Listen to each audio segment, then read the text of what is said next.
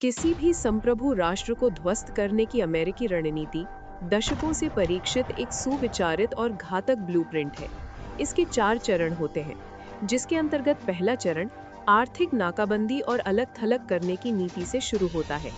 जब कोई देश अमेरिकी डॉलर या नीति को चुनौती देता है, तब उस पर कड़ा प्रतिबंध, व्यापार रोक और संपत्ति फ्रीज कर वहां की अर्थव्यवस्था को धराशाही बना दिया जाता है। इसके बाद जब उस देश के नागरिक अभाव और महंगाई में पिसते हैं, तब वे अपनी ही सरकार के प्रति आक्रोशित हो जाते हैं।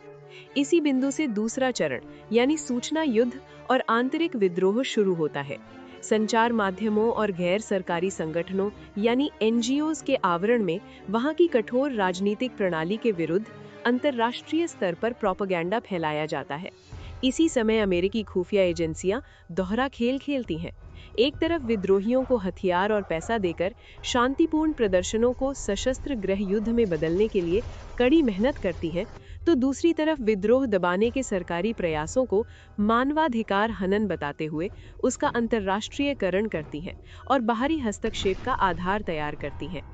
इसके बाद जब देश गृह युद्ध में फंस जाता है, तब तीसरे चरण में लोकतंत्र और मानवाधिकार के बहाने सीधा सैन्य हस्तक्षेप होता है।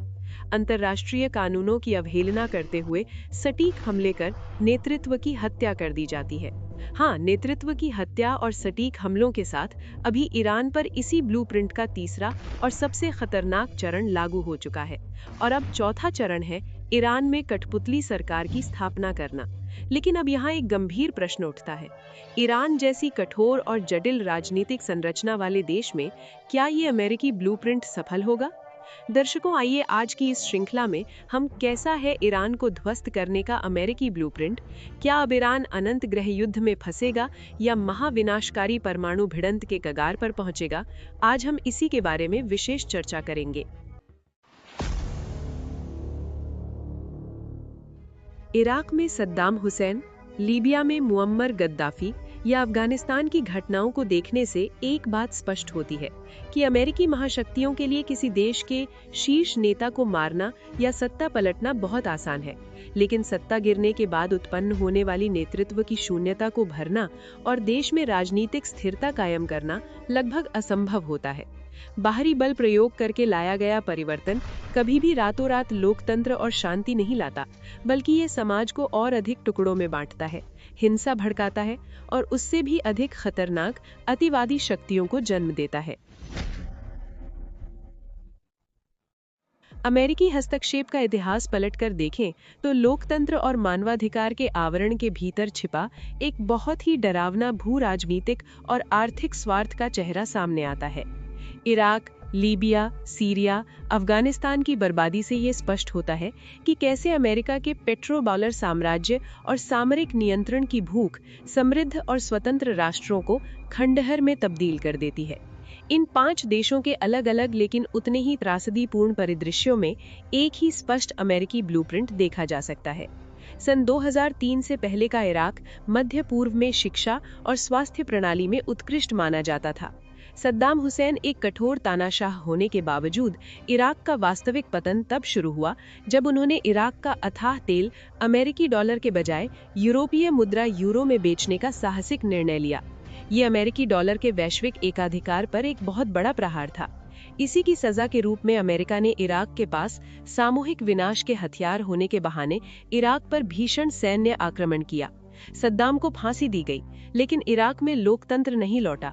इसके बजाय सांप्रदायिक हिंसा, चरम अस्थिरता और ISIS जैसे खतरनाक आतंकवादी संगठनों का उदय हुआ। इराक जैसा ही हश्र अफ्रीका के सबसे धनी और विकसित देश लीबिया को भी झेलना पड़ा। मुअम्मर गद्दाफी के शासनकाल में लीबिया के नागरिकों को मुफ्त शिक्षा, स्वास्थ्य और पानी से भी सस्ता पेट्रोल मिलता था। लेकिन जब गद्दाफी ने संपूर्ण अफ्रीका के बहुमूल्य संसाधनों का व्यापार डॉलर में नहीं बल्कि गोल्ड दीनार में करने की योजना आगे बढ़ाई, तब वे अमेरिका के निशाने पर आ गए। सन 2011 में मानवाधिकारों की रक्षा के बहाने नाटो सेना ने लीबिया पर बमबारी की और गद्दाफी की सड़क पर निर्मम हत्या कर दी गई। आज लीबिया पूरी तरह बर्बाद होकर एक असफल राष्ट्र बन गया है। वहां देश का पूरा स्वर्ण भंडार लूट लिया गया है और 21वीं सदी में भी इंसानों को खुलेआम खरीदने बेचने वाला डरावना दास बाजार चल रहा है। इधर सीरिया की बर्बादी डॉलर के कारण नहीं, बल्कि पाइपलाइन की राजनीति के कारण हुई। कतर से यूरोप तक गैस पाइपलाइन बिछाने की योजना को सीरिया के राष्ट्रपति बशर अल असद ने अपने साझेदार रूस के हितों को ध्यान में रखते हुए अस्वीकार कर दिया, जिसके बाद सीरिया महाशक्तियों का क्रूर अखाड़ा बन गया।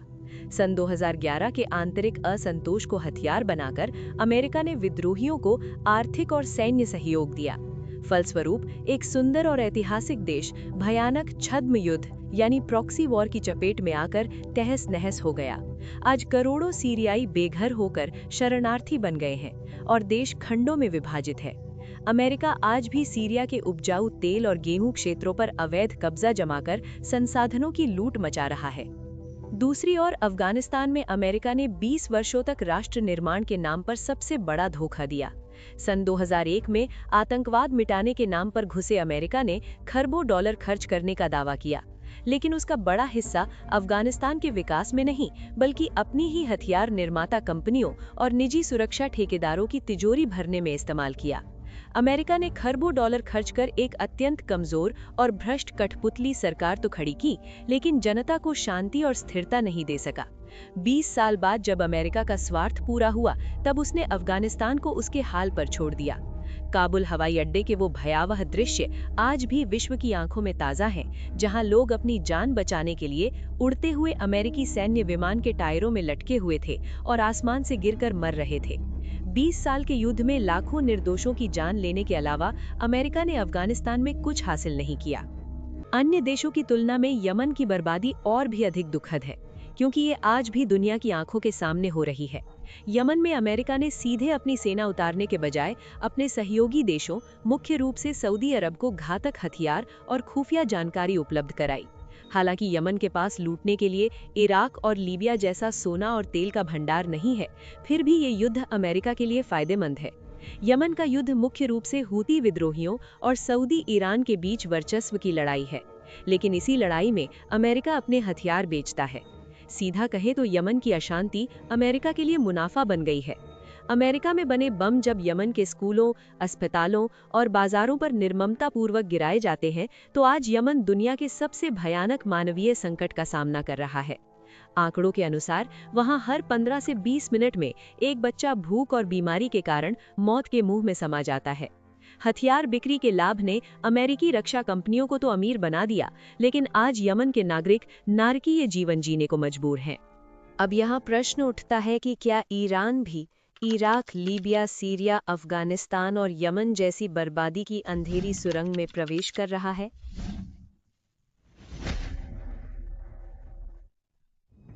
बर्बादी की अमेरिकी ब्लूप्रिंट में ईरान की कठोर राजनीतिक प्रणाली को ध्वस्त करने के लिए अमेरिका ने लंबे समय से ईरानी नागरिकों की भावनाओं को हथियार बनाया है, जहां उसने वर्षों से कड़ी आर्थिक नाकाबंदी लगा रखी है, जिससे आम नागरिकों का जीवन स्तर अत्यंत कष्टकारी हो गया है। इसी चरम आर्थिक संकट, महंगाई और आंतरिक असंतुष्टि को माध्यम बनाकर अमेरिका और इजराइल ईरानी समाज के भीतर आक्रोश के बीज बो रहे हैं। अमेरिका का मुख्य उद्देश्य ईरानी नागरिकों और राज्य तंत्र को आमने सामने खड़ा करके देश के भीतर ही रक्तपात मचाना है।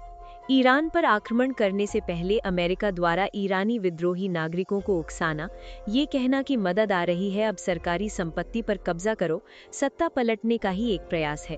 अब यदि ईरानी समाज अमेरिकी बहाव में फंसकर आपस में लड़ने लगा और सर्वोच्च नेता की अनुपस्थिति में सत्ता का शांतिपूर्ण हस्तांतरण नहीं हो सका, तो ईरान की नियति भी उन खंडहर बने मध्य पूर्वी राष्ट्रों से अलग नहीं होगी।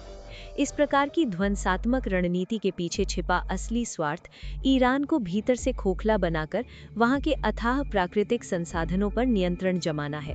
सीरिया के तेल क्षेत्रों पर कब्जा, इराक के तेल पर नियंत्रण और लीबिया का लूटा गया स्वर्ण भंडार इसके ज्वलंत उदाहरण है।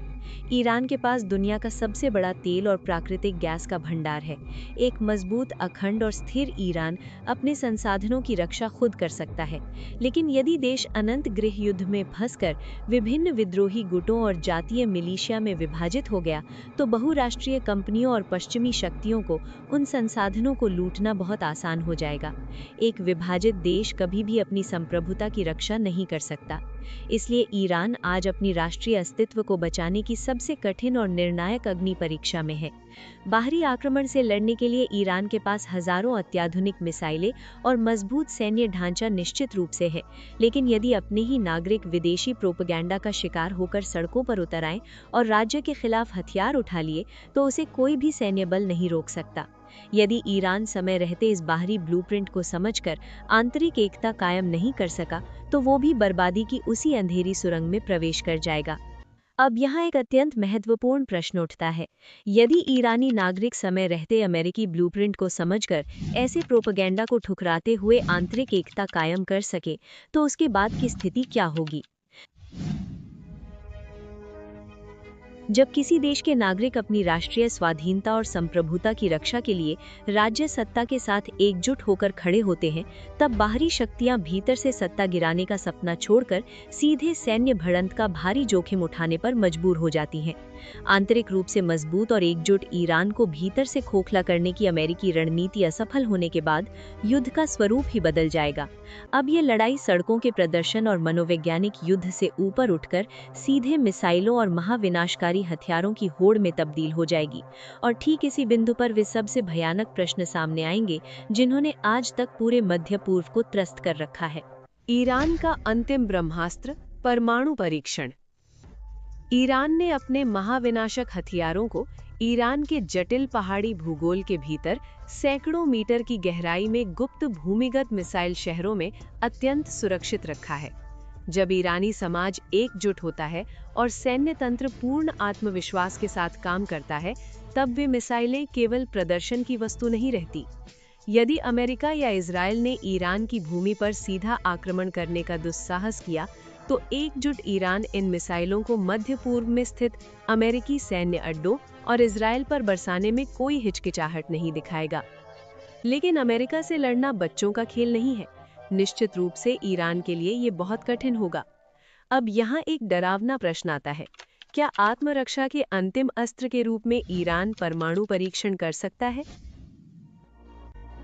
जब देश एकजुट होता है और बाहरी महाशक्तियां राष्ट्र के अस्तित्व को ही मिटाने के लिए पूरी शक्ति लगा देती हैं, तब ईरान के पास एक ही विकल्प बचता है, परमाणु परीक्षण।